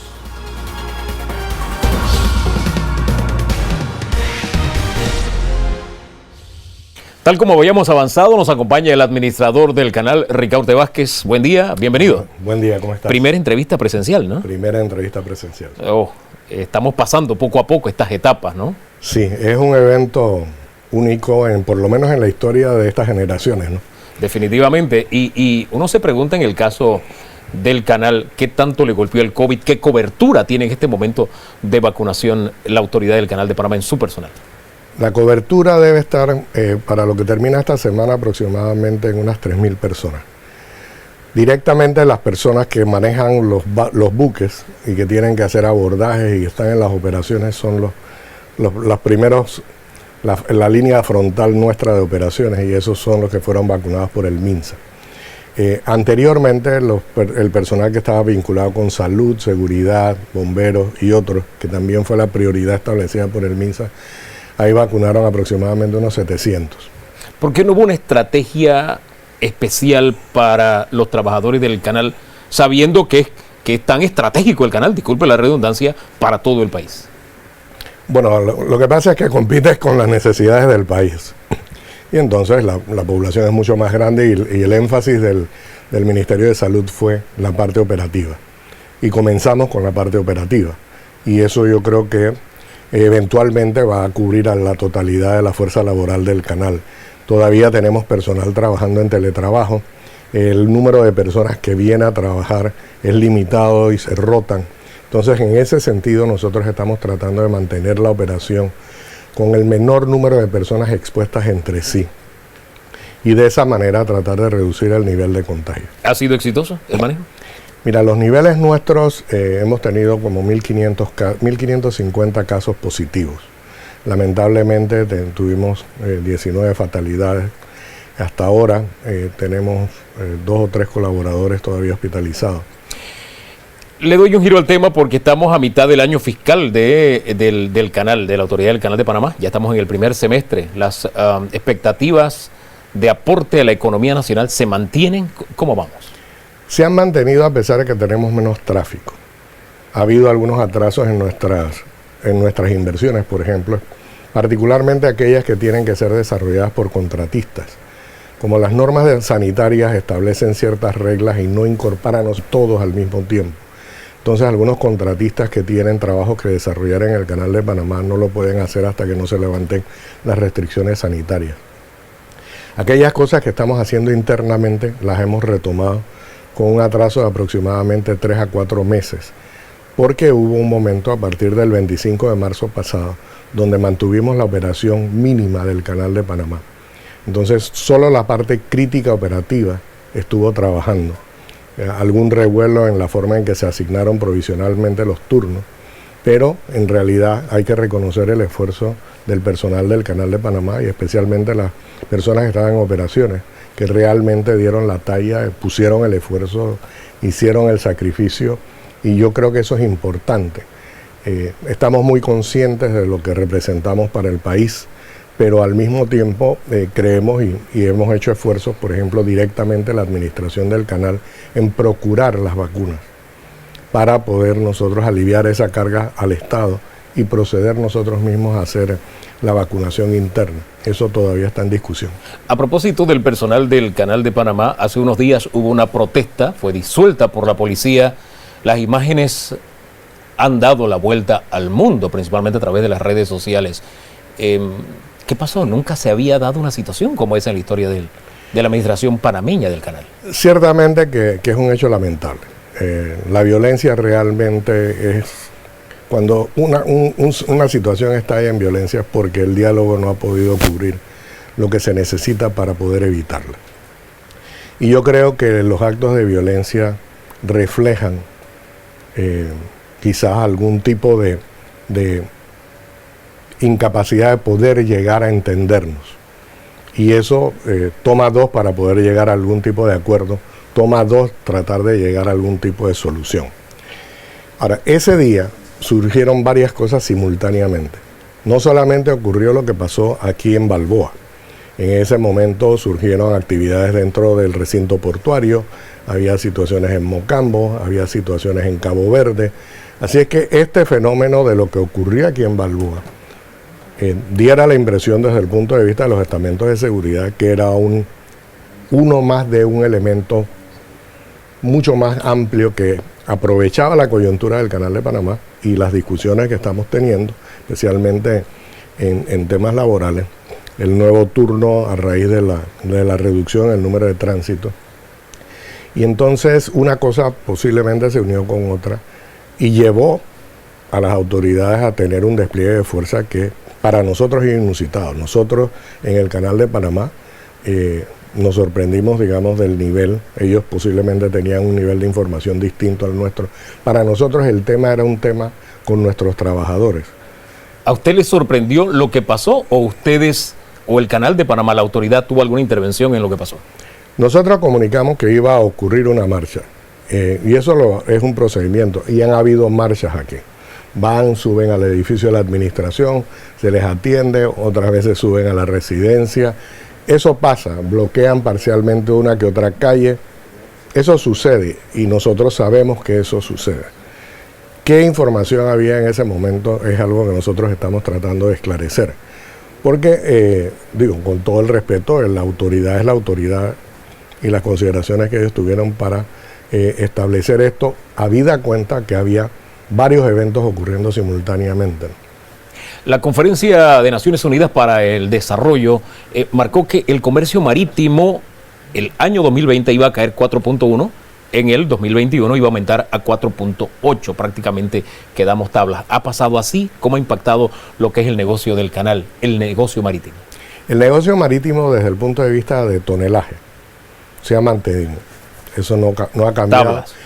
Tablas. Está tablas porque el primer semestre del año fiscal nuestro anterior fue muy bueno. Entonces, la pérdida de tráfico que tuvimos en el tercer y cuarto trimestre de operaciones, a mitad del año, se recuperó los resultados porque habíamos tenido una buena primera mitad. Este año nosotros estamos esencialmente en el mismo volumen que tuvimos el año pasado, así es que hay poco crecimiento, pero estamos comparando pre-COVID con post-COVID. ¿Eso qué significa exactamente? Eso significa que pasada la primera ola del tema de la pandemia, mucho del comercio se ha recuperado y mucha de la demanda americana se ha recuperado. Uno. Segundo, que se liberaron las restricciones de comercio entre Estados Unidos y China. Entonces ha habido un mayor volumen de comercio que va desde los Estados Unidos hacia China, cosa que no tuvimos el año pasado. Hemos perdido, evidentemente, el tráfico de buques de pasajeros hasta que no se normalicen las reglas para poder reabrir los cruceros. Pero en términos generales una cosa sustituyó a la otra, así que tenemos más granos alimentando el hato porcino chino, tenemos más gas natural licuado que va hacia China porque las temperaturas del invierno fueron muy bajas y compensando el resto ha habido más volumen de manufacturas que vienen a través del Canal de Panamá con destino a los Estados Unidos. El negocio marítimo, leía, se ha encarecido. El transporte de contenedores en algunas áreas del planeta incluso se ha cuadriplicado. ¿Eso cómo se refleja en el Canal de Panamá? Bueno, desde el punto de vista de que nosotros participemos en ese costo, no. Los costos nuestros se han mantenido. eso va directamente a los ingresos de las compañías navieras. ¿Y no impacta en nada al canal de Panamá? Porque mejor negocio, más caro, algo nos tiene que beneficiar o algo nos tiene que tocar. No, a nosotros no, porque es lo mismo una autopista. si la mula va cargada o va vacía, pagas el mismo peaje en la autopista. Entonces esto es lo que sucede acá. A propósito de peajes, el tema de reservaciones debió haber entrado en vigencia, si la memoria no me es infiel, en abril, pero se pospuso. ¿Qué fue lo que pasó y si se va a poner en vigencia? Se va a poner en vigencia. El tema es que en nuestras conversaciones con las compañías navieras y con los clientes dueños y propietarios de carga, encontramos que existe una oportunidad mejor para poder revisar los peajes con el criterio sobre consideraciones ambientales, tecnologías y otros elementos. Entonces, ese diálogo va a iniciarse en el segundo semestre del año calendario y la receptividad a la iniciativa del Canal de Panamá en ese sentido fue mejor de la que nosotros estábamos esperando y hemos comenzado a hacer unos equipos de trabajo para poder desarrollar una estrategia de precios a más largo plazo. Eso implica que las reservaciones se pospone hasta alguna fecha específica o si va a ser sustituido por otro mecanismo. No, ya lo vamos a reincorporar el otro mes. El otro mes se reincorpora. Ahora, ¿la estructura de peaje se mantiene igual? ¿Tiene que entrar en etapa de revisión? ¿Cómo andamos en esa materia? Nosotros estamos revisando algunos criterios dados los cambios que se están dando en el mundo.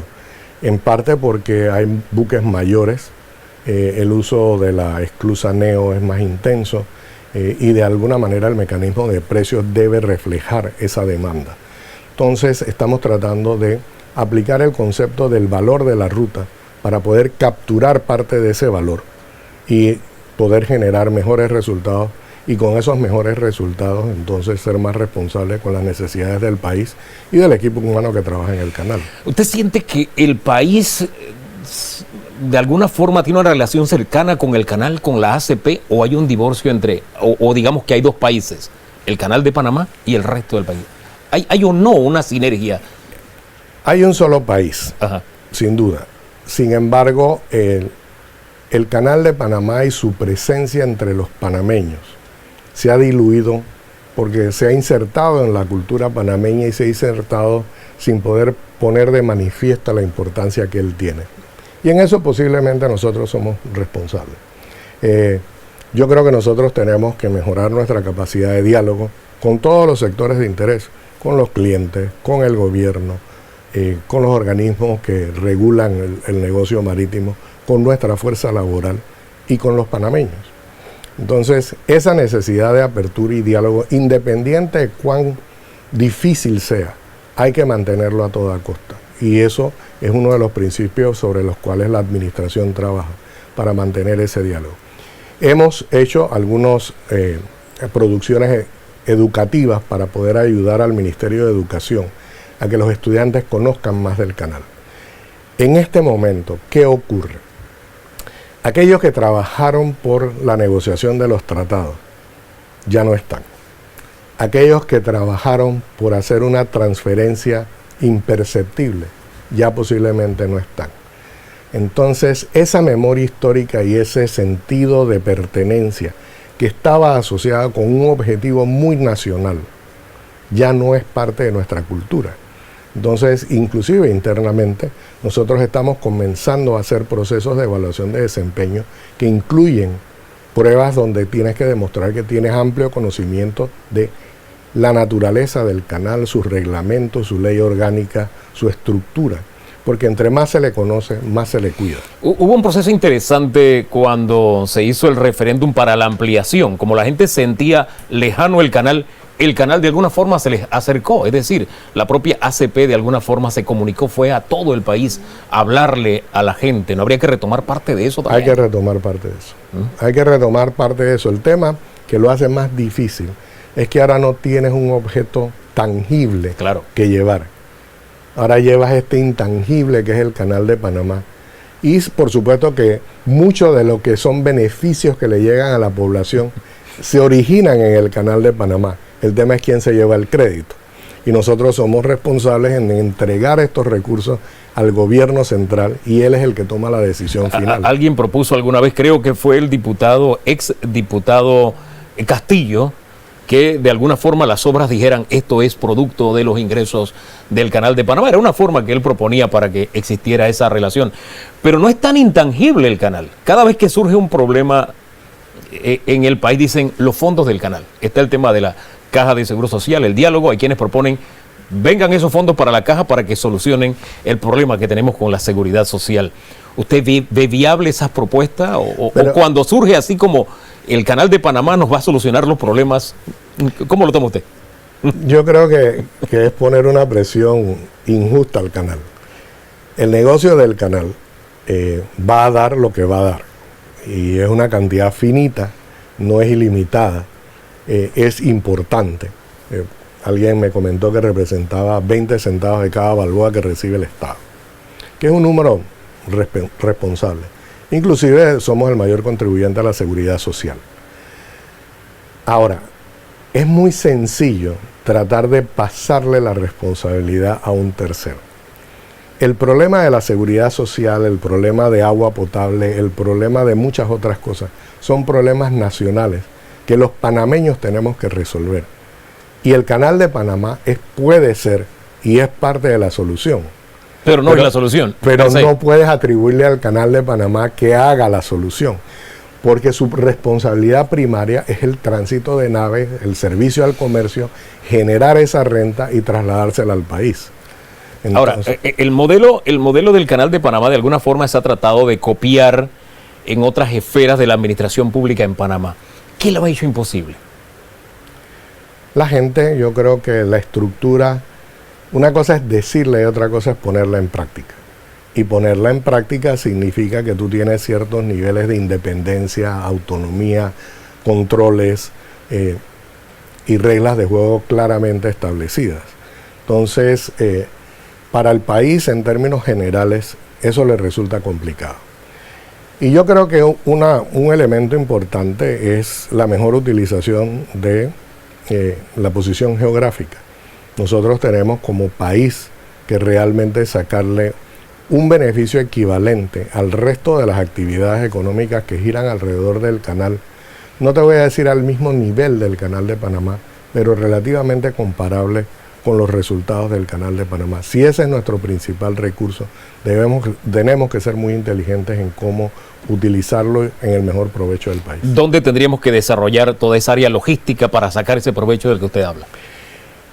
Mira, yo creo que el Canal de Panamá ha traído el volumen y ha traído el tonelaje. Nosotros cumplimos nuestro pedazo de la tarea.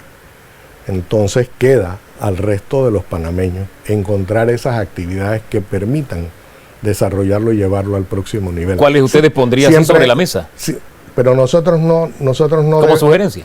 Nosotros no debemos. Mira, la otra vez estábamos conversando. Yo creo que en este momento Estados Unidos se ha convertido en un exportador de energéticos. Muchos de esos energéticos van a Asia. ¿Qué ha hecho el país realmente para poder mantener una posición que permita un mayor volumen? Y no te lo digo por el Canal de Panamá. Está el oleoducto, están otras inversiones. Algo se está comenzando a elaborar en ese sentido y son procesos de difícil gestación, pero hay que ponerlos en marcha. ¿Nos estamos durmiendo en los laureles? El tema es que las ventanas de oportunidad se dan y se cierran. Y se cierran. Y el primero que la capture es el que elimina a los competidores. Entonces yo creo que en ese esfuerzo hay que hacer un trabajo importante. Uno observa el vecindario y se da cuenta, por ejemplo, de que Colombia tiene bien claro ese concepto y vende sus puertos por la proximidad del canal. Lo está haciendo también Costa Rica, lo está haciendo Jamaica, y así lo venden a nivel global. ¿Por qué los panameños no logramos lo mismo? Habría que preguntarle a los puertos. ¿Tienen que ser más agresivos? No sé. Ellos tienen su negocio y ellos saben cómo es su negocio. La misma información que tiene el puerto colombiano la tienen los puertos panameños, la tienen los puertos en Costa Rica y otros lados. Esos volúmenes, cómo es la relación con los clientes, cómo manejan las tarifas, cómo se da el servicio, qué productividad tienes. Todos esos elementos hay que tomarlos en cuenta. Cuando tratamos de normar el tema portuario, por ejemplo, que es colateral a todo lo que ocurre en el Canal de Panamá, vía ley, ¿nos disparamos en el pie o esa es la línea o es la vía correcta? ¿Normarlo en qué sentido? El tema salarial, por ejemplo, que se intentó hace algunas semanas pasar una ley en la Asamblea Nacional. Hay una cosa que hay que tener muy presente. El éxito de Panamá es ser competitivo. Tenemos una ventaja natural, que es la posición geográfica, pero no es una ventaja infinita.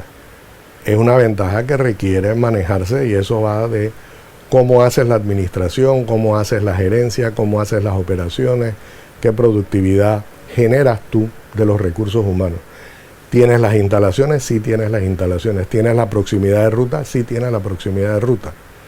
Pero dadas esas ventajas, ¿cómo lo llevas a un nivel más allá? Y esa es la pregunta, porque si ves, nosotros realmente, en los 20 años que tiene el canal como operación panameña, son pocas los agregados que se le han hecho al uso de la posición geográfica. Es decir, seguimos teniendo básicamente los mismos puertos, posiblemente la parte del puerto en la ribera oeste ha sido un agregado, pero si ves desde el punto de vista, la zona libre de Colón tiene que enfrentarse a un mundo de comercio electrónico diferente, tiene que enfrentarse a un mundo de distribuciones de mercancías totalmente distinto. El concepto de zona franca pierde validez con relación a conceptos como Amazon. Y nosotros seguimos aferrados al concepto tradicional. Tenemos que despertar, le insisto. Y el mundo sigue caminando. Le insisto, tenemos que despertar entonces a una nueva realidad. A esa realidad. Y yo creo que COVID ha dejado ver con claridad absoluta que ese ajuste es necesario.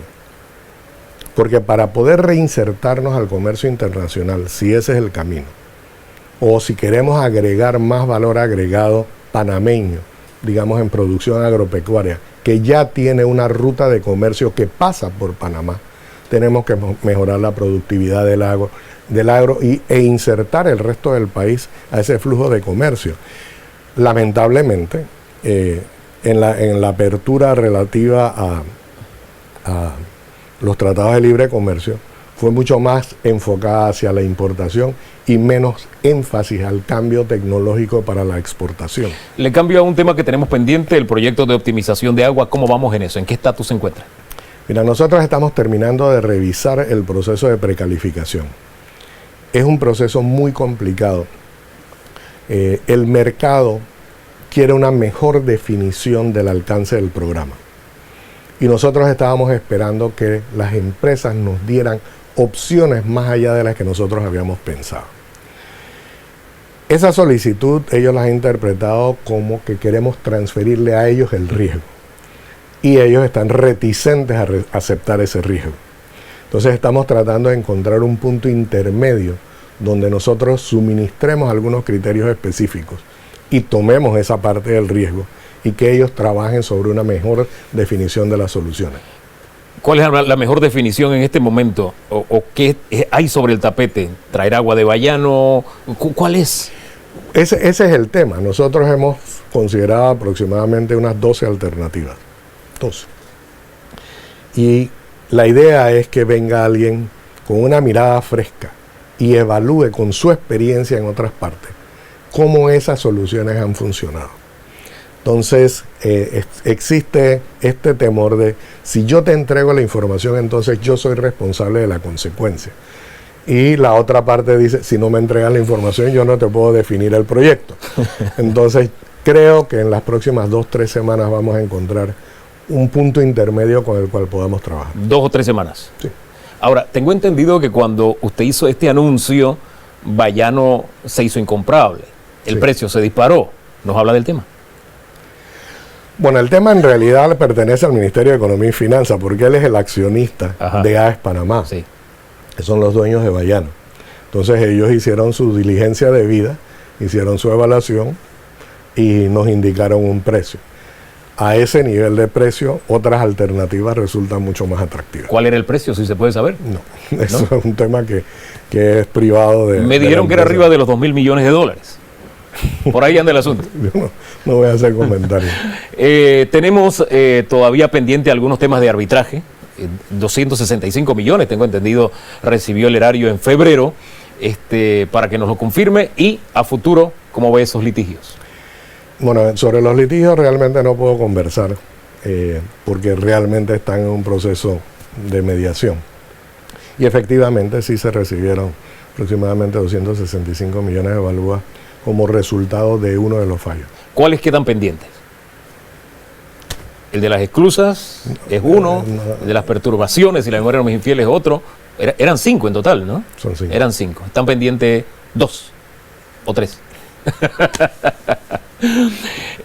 ¿Cómo ve el país, Ricaurte Vázquez, en este momento? Con retos muy grandes. Este tema de la desigualdad es un tema serio y COVID ha agravado ese tema. El rol del Estado en cómo activar la economía en un país que va a quedar altamente endeudado, este y otros. Esta es una solución de endeudamiento que va a ocurrir por los próximos años y el tema es nuevamente cómo nos reinventamos para aprovechar, porque a pesar de que es una situación difícil, hay una oportunidad importante. Nosotros, por ejemplo, como una iniciativa para lo que pudiera abrir una oportunidad en Panamá, hablamos con Naciones Unidas, con UNICEF, para ofrecernos junto con los puertos, para poder ser centro de transbordo, no necesariamente de la vacuna, porque era aérea, pero el resto de los insumos, jeringuillas, máscaras, el resto de cosas que son generalmente movidas en buque y por contenedores. Eso ha tenido poca atracción porque el tema de vacunación global no se ha movido a la velocidad que se esperaba. Pero esas son iniciativas que hay que capturar.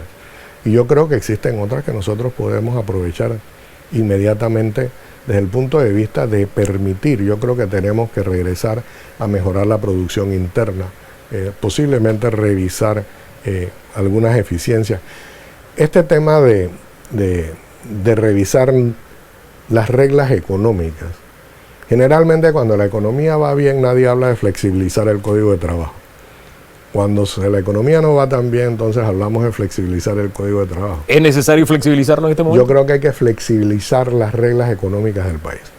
No solamente la relación laboral. Yo no creo que solamente la relación laboral, yo creo que hay que actualizar mucho de la normativa que establece las reglas del país. Usted habló de desigualdades, hay quienes le siguen incomodando el salario del administrador del canal, el nuevo salario. ¿Usted qué le dice a esos sectores? Mira, desde el punto de vista de ingresos, hay varios centenares de personas que tienen más ingresos que el administrador. Así que ese es el primer punto de partida. Es decir, singularizar el tema con el administrador, lo puede entender. Se puede entender que irrita, pero eso fue una decisión que se tomó al margen de mi nombramiento. A mí me hicieron este ofrecimiento. Yo realmente no conocía ni cuánto ganaba el anterior, sino simplemente me llegó una oferta de trabajo. ¿Sí? Después esto ha creado una serie de ronchas, por decirlo de alguna manera. Y es interesante porque es un trabajo muy complicado. Es un trabajo, y no estoy diciendo si el salario es bueno o adecuado o no lo es. El tema es cuando lo comparas con qué. ¿Qué tan difícil es sanar esas ronchas que han quedado? Mira, una vez que tú generas ese tipo de susceptibilidad, es muy difícil eliminar. Le cierro con otro tema para dejar ese allí. Y eso es humano, yo lo entiendo. Le cierro con otro tema. El viejo, como se le llama al primer canal de Panamá, su vida útil. ¿Hasta cuándo tiene vida útil el primer canal de Panamá? Mira, nosotros estamos ahora mismo reenfocando profundamente el tema de mantenimiento del canal. El canal Panamax. Porque efectivamente tú tienes que mantener esa operación. En el canal de Panamá tú no puedes cerrar ese y construir otro. Una de las cosas que los panameños quizás no reparamos es que el canal de Panamá está en medio de una área metropolitana. Cuando los panameños vimos las imágenes de Suez, vimos un canal que opera en medio de un desierto. Esa es una situación totalmente diferente a un canal que está en medio del Gran Panamá. Colón, Panamá, Chorrera, Arraiján, Chepo. Nosotros estamos en el medio. Luego de la transferencia de la zona del canal, mucha de esta propiedad ha pasado a manos privadas. No nos podemos imaginar las complejidades que van a haber si uno tratara de hacer otra esclusa en adición a las que ya tenemos. Y no podemos dejar de operar la esclusa Panamax. Entonces, el énfasis en el mantenimiento de la esclusa Panamax es crítico, y en las presentaciones que se hicieron de la visión estratégica de esta década para el Canal de Panamá, retomar el tema de mantenimiento y capacidad operativa de las esclusas Panamax es crítico. Es crítico. Es crítico basado en la pregunta que le acabo de hacer. ¿A cuánto han proyectado la vida útil de ese canal Panamax? Va a depender de la demanda, porque los buques se están moviendo a buques más grandes, y de la tecnología, si va a seguir habiendo el comercio que se anticipa. Pero esa es una instalación que tú tienes que tener operativa por los próximos 100 años. Tú tienes que tenerla en capacidad operativa. Si no hay demanda para ella, entonces habría que pensar en otra cosa. Pero yo sí creo que siempre va a haber la demanda por ella. Don Ricaurte, gracias. Creo que esta es la primera entrevista presencial, ¿verdad? Lo es. ¿Qué hace? Sí, la Sí, primera. sí lo es. Así que adiós al Zoom. Adiós al Zoom. ¿Ya usted se vacunó? ¿Tiene las 2 vacunas? No, Solo la primera. solo la primera. Estamos en el mismo equipo. Gracias. Gracias, don Ricaurte, por conversar con Panamá a través de Debate Abierto. Que tenga buen día. Igualmente. Vamos con el análisis de esta entrevista y Danilo Toro.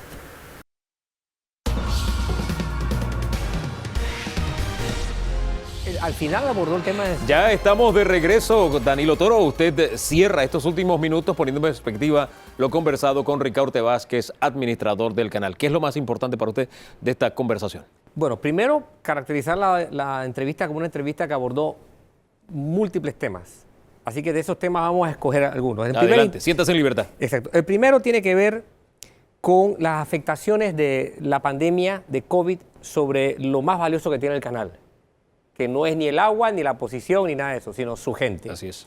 Y tengo que hacer mención que de acuerdo a las cifras que presentó el administrador, una proporción de 17% del recurso humano que se contagió es significativamente alta.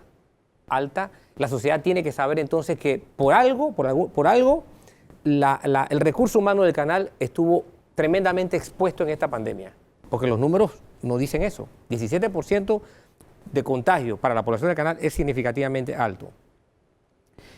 De seguido, las valoraciones que hace el administrador Vázquez sobre las tensiones que hay entre grupos de sindicalismo, del sindicato del canal y la administración dejan ver más una propuesta que la lamentación que él mismo da. Él lamenta la violencia a la que se llegó, pero abre la puerta, y si a partir de mañana esa puerta no se abre por presión de alguno de los dos grupos o de los dos grupos, pues pierden la ocasión, pierden esto que planteó en tu entrevista. Y él utilizó en 2 ocasiones con mucho detenimiento la palabra diálogo. Si no lo hubo antes de ese nefasto acontecimiento donde intervino la policía y hubo arrestos, pues ahora no hay razón para que no se dé. Hechos que él lamentó y de los que sustrajo a la administración del canal, a propósito. Exactamente. Pero me llamó mucho la atención el cuidado que tuvo de decir, esto es un problema que se resuelve con diálogo. Dejó la puerta abierta, eso es lo Si importante. no se resolvió Sí. con diálogo, no hay ninguna razón para que no se resuelva con diálogo. Así es. Así es que está abierto el camino. La administración Vázquez valora y buscará el diálogo, lo preveo. Siguiente, el canal se mantiene competitivo, de acuerdo a lo que nos has dicho, en términos de tonelaje. Pero ojo, él lo dice dejando entrever o dejando caer preocupaciones significativas. Y esas preocupaciones tienen que ver con la forma en que nuestro país valora las oportunidades. Decir que en 20 años ha tenido pocos agregados toda la actividad que genera el canal, es decir, en buen panameño, nos hemos dormido en esa cama. Fíjese que ahí también fue muy selectivo en las palabras. No quiso decir que tenemos que despertar, pero nos dejó bien claro que nos hemos dormido. Así es. Y el habernos dormido allí tiene un precio. Sí. Y el precio principal es que las aportaciones que el canal hace y que son imperceptibles para la población desde el punto de vista de beneficios sentidos, son perceptibles para el que maneja la economía. Lo que el canal aporta no es poca cosa, pero la población no termina de saber cuál es su beneficio al final. Y creo que allí hay que revisar no solamente la capacidad de percepción de los panameños, sino también la capacidad de la autoridad del canal para transmitir cosas que es importante que se transmitan. Así es, son dos realidades que no pueden seguir divorciadas, porque evidentemente lo hay. Y algo que vale la pena destacar es cómo ve el administrador Vázquez el canal en el entorno nacional. Y esa visión que nos plantea es una visión de preocupación, porque el canal, al fin y al cabo, tiene que ver mucho con lo que pasa en el comercio internacional. Pero el canal está en un país, y en un país que tiene serios problemas por delante. Y los expuso con mucha claridad, los detalló, los pintó con todos sus colores. Número 1, la desigualdad socioeconómica, un serio problema. Número 2, el país ha perdido tiempo acostumbrándose a hacer lo mismo que ha hecho siempre. Tiene que reinventarse y lo planteó como un reto. Y primicia también, en 2-3 semanas debemos tener el anuncio sobre el proyecto optimización del canal. Así de es. aguas del canal. Sí. Y esa optimización va de la mano con toda una expectativa. Lo que ocurre en el canal tiene mucho que ver con lo que pasa alrededor del canal. Ojo, entre las cosas con las que nos quedamos dormidos es con ese concepto de zona franca que ya nada tiene que ver con lo que se hace para la actividad comercial que satisfaga necesidades. Nos dormimos creyendo en la importación y perdimos la perspectiva de la exportación. Y aunque hablamos de optimización de aguas para el canal, también hablamos ahí de corrido de agua para el consumo en las ciudades terminales y todas las poblaciones que hay en la ribera del canal prácticamente. Hay un llamado Eso de es atención importante. también para el gobierno central, ¿no? Sí. Su papel como agente accionista tiene que pesar más. Así es. Tiene que pesar más. Porque Porque ahí no soltó prenda, pero ahí Bayano se puso incomparable. Efectivamente. Y si esto ocurrió es porque el Estado está perdiendo de perspectiva para qué es dueño de algún porcentaje de ciertas empresas o para qué participa en algunos negocios. Nos quedan esos temas para reflexionar, también serán objeto de noticias en las próximas semanas de seguro. Don Danilo, gracias por haber estado esta mañana en esta edición de Debate Abierto, como siempre. Aquí, un placer estar con ustedes y nos vemos el próximo domingo. Primero Dios, así será. Nos seguimos regalando una buena jornada, ¿le parece? Bendiciones.